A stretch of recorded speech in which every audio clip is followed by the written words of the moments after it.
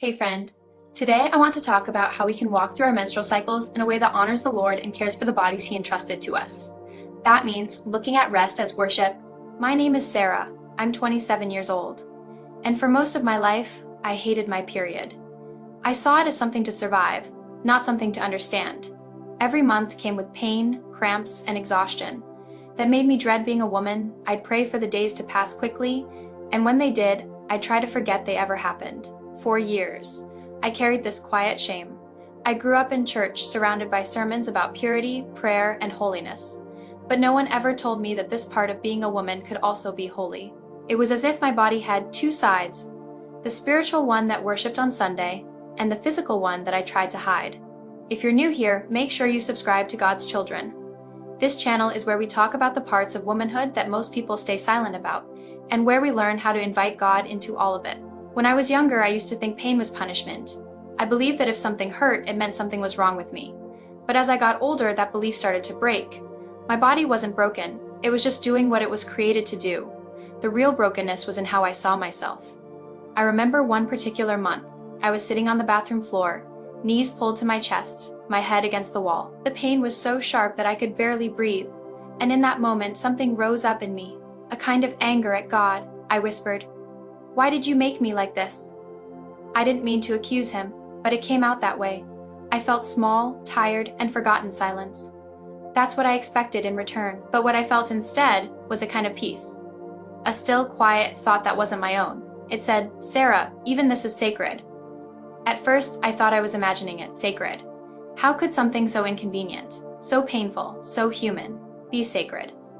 But that one whisper would not leave me. It followed me through the rest of that week, into my prayers, into my thoughts, into my questions for the first time in my life. I began to wonder if maybe God had never separated the spiritual from the physical.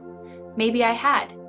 Maybe He was waiting for me to stop seeing my period as a curse and start seeing it as a conversation. Have you ever had a moment when God spoke into something you thought was too ordinary for Him to care about? That's where this journey began for me. A quiet whisper that led to a complete shift in how I saw my body, my femininity, and even my prayer life. I started studying scripture through a different lens, not as a woman trying to fit into something holy, but as a woman who already carried holiness within her. The blood that made me feel unclean was suddenly reminding me of another kind of blood, the one shed at Calvary. The cycle of shedding and renewal was not a punishment. It was a reflection of redemption itself. Every month, my body was releasing what it no longer needed so that it could begin again. Isn't that what God asks of us too? To let go, to renew, to be made clean again. That realization changed me. I stopped running from that week. I started slowing down, turning off my phone, lighting a candle, and inviting the presence of God into that space. I told Him, "If you're in every breath, you're in this too." And He was. It didn't make the pain disappear overnight, but it changed the meaning of it. It was no longer something happening to me. It was something happening with me. It became communion, a reminder that God didn't just design my spirit, He designed my body too. Have you ever had a moment when God met you in something completely human, something messy, physical, or uncomfortable, and turned it into a place of worship? When I began to honor those days instead of despising them, I noticed something else. My anxiety lessened, my mood softened. I wasn't fighting my body anymore, I was listening to it. And somehow, in that listening, I started hearing God more clearly. If you're still watching and this story is speaking to you, take a second to like and share this video. It helps more women find this message and realize they're not alone. As the months went on, I began to see patterns. I realized that my period wasn't just physical. It was spiritual timing. Every cycle, God was teaching me something about release, rest, and renewal. The days before my period became a time of reflection. What was I holding on to that needed to go? During the bleeding, I prayed for cleansing, not just in my body, but in my emotions. And when it ended, I thanked God for restoration. It became a rhythm, a quiet partnership between me and heaven. But what shocked me most was how personal it felt. God didn't stay far away. He entered that space with me. He turned what I once called unclean into a place of communion. Have you ever had to unlearn something the world told you about being a woman, so that you could hear what God says instead? I'll never forget one morning when I woke up in pain, but instead of reaching for medication first, I reached for my journal. I wrote, "Even here, I am loved." I could feel His presence so strongly that it brought me to tears. Not because the pain was gone, but because for the first time I didn't feel ashamed of it. That's when I began calling it my Holy Week, not because of any ritual or rule, but because I finally understood that holiness isn't about what's untouched, it's about what's surrendered. When I began to see my period as holy ground, it changed how I saw the rest of my life too. I started realizing how often I rushed through things that were meant to be slow, how often I tried to push through exhaustion instead of listening to what my body was saying. I began to understand that my body had a language, and that language was designed by God. Every cycle became like a mirror. When I ignored my body, I ignored God's invitation to rest. When I honored it, I found peace. I started seeing my cycle as more than a physical rhythm. It was a spiritual conversation. Every month, I was reminded to stop striving and start surrendering. At first, it felt strange to pray about something so ordinary. I didn't know how to bring it up with God, but one night, while I was lying in bed, I whispered, "Lord, if this is part of how you made me, teach me how to honor it." It was a simple prayer. I didn't expect anything dramatic, but that prayer changed everything. Over the next few months, I started noticing small details. I became more aware of the patterns of my body, how my energy shifted, how my emotions deepened. I realized that my most reflective, spiritual moments often came right before my period. It was as if God had built a built-in pause into my life, a time every month where He gently said, "Slow down, come close." Sometimes I think about how in Genesis, God Himself rested after creating the world. He didn't rest because He was tired. He rested because the rhythm of creation wasn't complete without rest. And I began to wonder if maybe, in a way, God gave women a physical rhythm to remind us of that. To remind us that rest isn't weakness, it's obedience. Have you ever felt guilty for slowing down, even when your body was begging you to? I had to unlearn that guilt. I had to remind myself that taking time to rest, to cry, to sit quietly isn't unproductive, it's worship. And during those days when I would let myself rest, I'd hear God's voice more clearly than ever. It wasn't a loud, thunderous voice. It was gentle, familiar, like the voice that called Elijah, not in the fire or the wind, but in the whisper. One afternoon, I was curled up on the couch with a heating pad, half asleep when I felt that same whisper again. It said, "This is not punishment, this is rhythm." And it hit me, all of creation moves in rhythm. The tides, the moon, the seasons, even the heart beats in rhythm. Why would my body be any different? That thought brought me to tears because I realized that I had been fighting the very rhythm God placed in me. I had spent years treating my body like an enemy instead of a temple. I had prayed for healing, but never for harmony. So I began a new practice. Instead of hiding away during my period, I began treating those days like sacred appointments. I would mark them on my calendar, not as a warning, but as an invitation. This week, I'd write, "Slow down, listen." And I started noticing that when I honored that invitation, peace entered areas of my life that had nothing to do with my body. My marriage, my work, my prayer life. It was as if by respecting the rhythm of my body, I was learning to respect the rhythm of God's timing. If you've ever struggled with feeling distant from God, I want to ask you something. What if He's been trying to meet you in the quiet places you've been avoiding? That realization began to transform everything. I started preparing for that time of the month differently. I stocked up on tea, soft blankets, gentle worship music. I made sure my schedule was light. It wasn't indulgence, it was intentional, because for once, I didn't see my period as something to escape. I saw it as time to be still. And then something unexpected happened. I began to feel gratitude. Gratitude for a body that worked. Gratitude for the chance to renew. Gratitude for a God who didn't hide from the parts of womanhood the world calls messy one evening. I was praying, and I said, "Lord, I never thought you'd care about this part of me." And I felt Him respond in my spirit, "I care about all of you. You cannot separate the sacred from the physical, because I dwell in both." That's when I realized this wasn't just about my period. It was about intimacy with God in places we usually hide.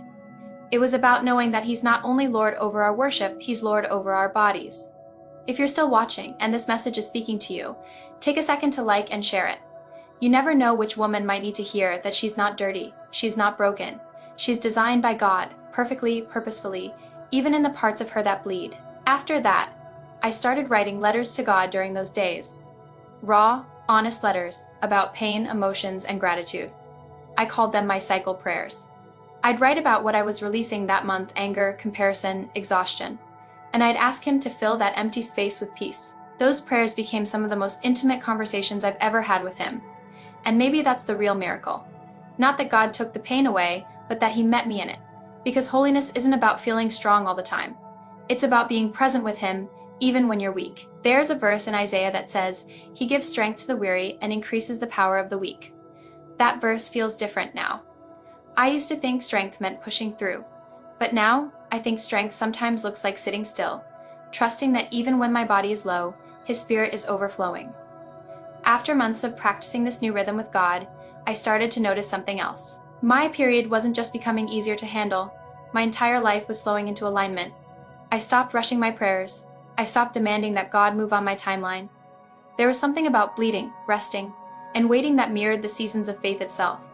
God used my cycle to teach me about patience. He used it to remind me that healing doesn't happen instantly, and that not every kind of blood is a wound. Some blood is sacred, a sign of renewal, not destruction.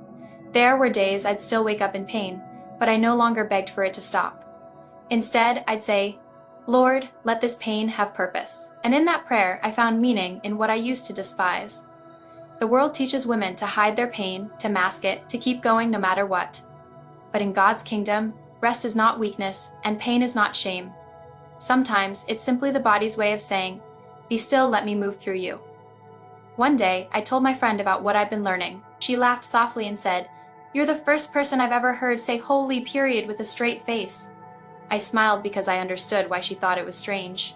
It's not something the church often talks about, but that's exactly why it matters, I told her.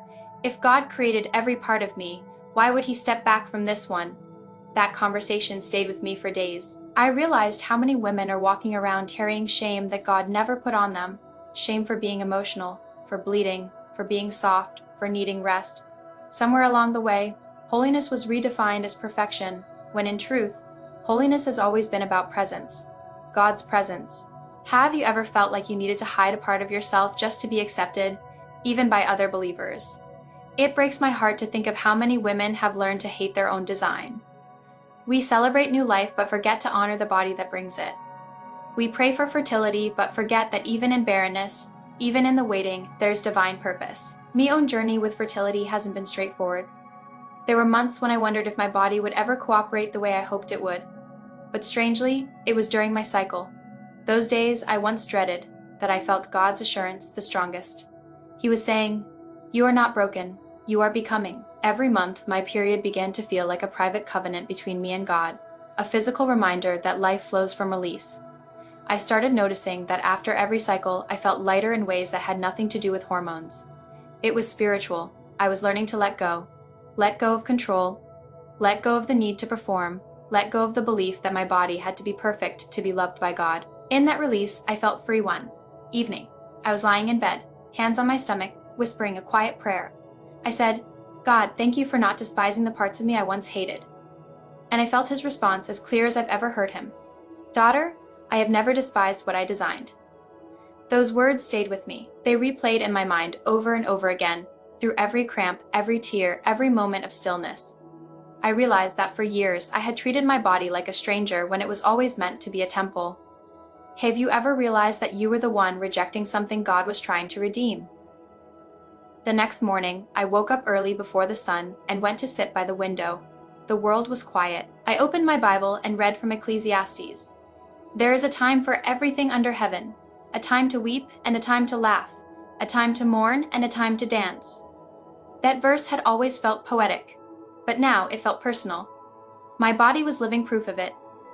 There was a time to release, a time to rest, and a time to rise again. God had woven His rhythm into my being, and, for the first time in my life, I stopped fighting it.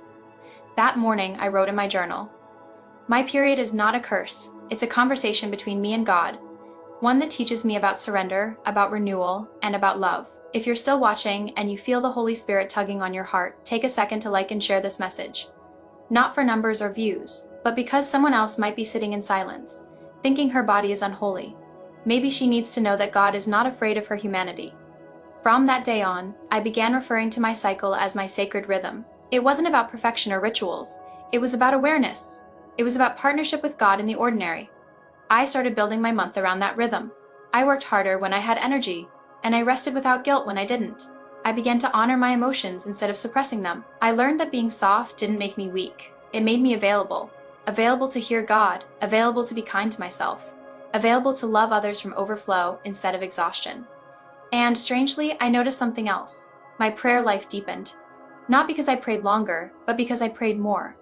Honestly, I stopped hiding behind perfect words and started praying like a woman who trusted that her Creator already knew her pain, her patterns, and her hormones. There was no need to pretend, no need to perform, just presence. It's strange how something that once felt like punishment can become a place of peace.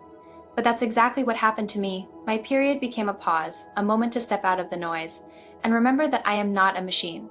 I am a woman created in rhythm. And in that rhythm, I began to hear things I had never heard before. God started using those quiet, slow days to teach me truths I had been too busy to notice. Truths about how deeply He values the unseen, how He moves in cycles, how even creation itself mirrors the same process of shedding and renewal. It made me realize how often we chase progress while God is inviting us into process. I used to think healing meant constant forward motion. No setbacks, no stops. But now I see that healing sometimes means returning, releasing, circling back. My body wasn't betraying me, it was inviting me to rest. The more I listened, the more I began to recognize how my emotions shifted with each season of my cycle. I stopped calling myself too sensitive or too emotional, and started thanking God for the sensitivity that allowed me to discern His Spirit. What I used to see as weakness was actually one of my greatest gifts. The ability to feel deeply. Sometimes that depth hurts, but it also connects me to others. It connects me to Him. One morning, I was reading about the woman with the issue of blood, the one who had been bleeding for 12 years. I had read that story dozens of times, but this time, something inside me broke open. For so long, she was labeled unclean, kept apart, unseen, unheard. Yet Jesus didn't recoil from her. He didn't correct her. He called her daughter. That word daughter reached through 2,000 years of time and touched something inside of me, because that's what this whole journey has been about. Remembering that I am His daughter, not just in the holy moments at church, but in the quiet, tired, imperfect ones too. Have you ever felt God call you daughter in a place where you least expected love? That story reminded me that Jesus was never afraid of blood. He touched the bleeding woman, He washed the disciples' feet, and He shed His own blood for our redemption. There is no part of our humanity that He avoids. And when I realized that, I stopped avoiding myself. I started to see that my body was not a burden to be managed. It was a message to be heard. Every cramp, every ache, every tear was a reminder that life comes through surrender. There is always something being renewed beneath what is being released. I began writing down what I felt God saying during those moments. One entry read, "This pain is not punishment, it is pruning. I am making space for new growth." Another said, "You are not defiled by what leaves you. You are cleansed by what I renew in you." That became my pattern, to listen instead of loathe, to honor instead of hide. And somewhere in the middle of all that, something inside of me healed, not just physically, but emotionally. My relationship with my body changed. I no longer looked at it as something that constantly needed fixing. I saw it as something already redeemed, already chosen, already loved. Have you ever realized that the very thing you've been trying to get rid of might be the thing God wants to use to draw you closer to Him? I remember one cycle in particular. I had been praying for months about something that wasn't moving in my life. A door that refused to open no matter how much I prayed. I felt stuck. And on the first day of my period, I felt God say, "It's not time for birth, it's time for release." It sounds strange, but that word changed my perspective completely. My period wasn't a delay. It was a divine pause. God was telling me to let something die so something else could live. I spent that week fasting from my phone, journaling, and simply being quiet.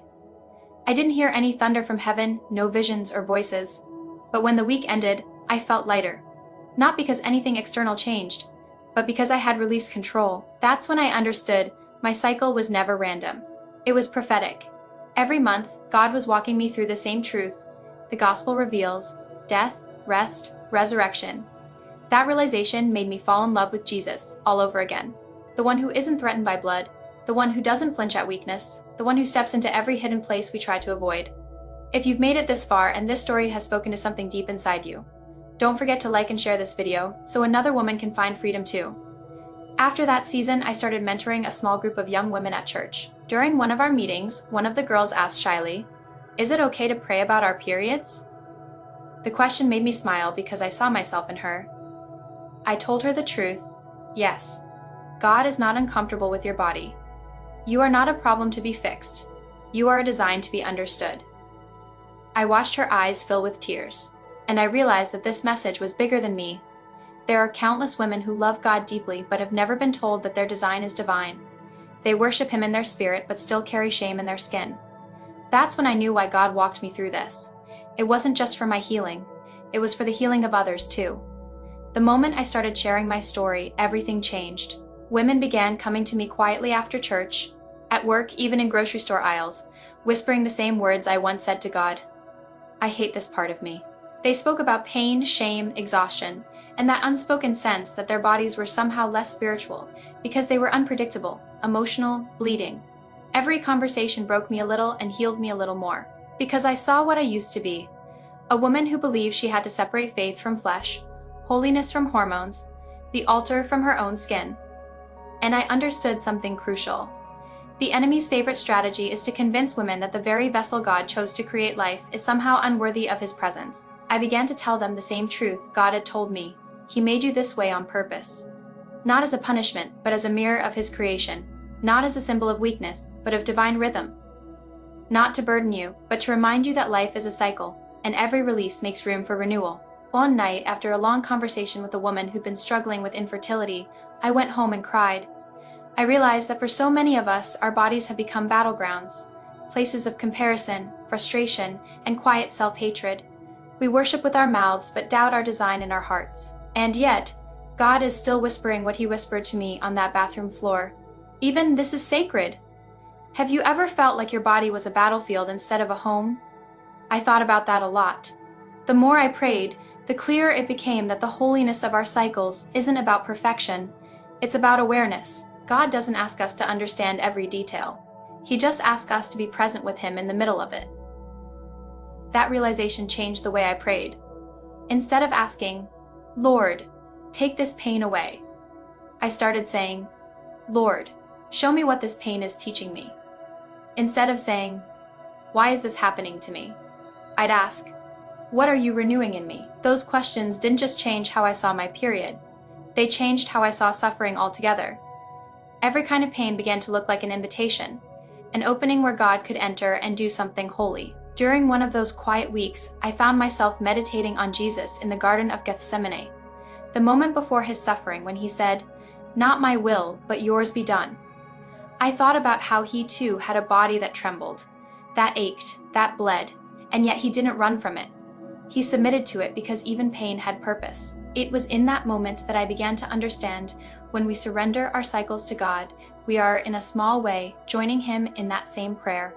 We are saying, Lord, not my comfort, but your will, not my control, but your rhythm.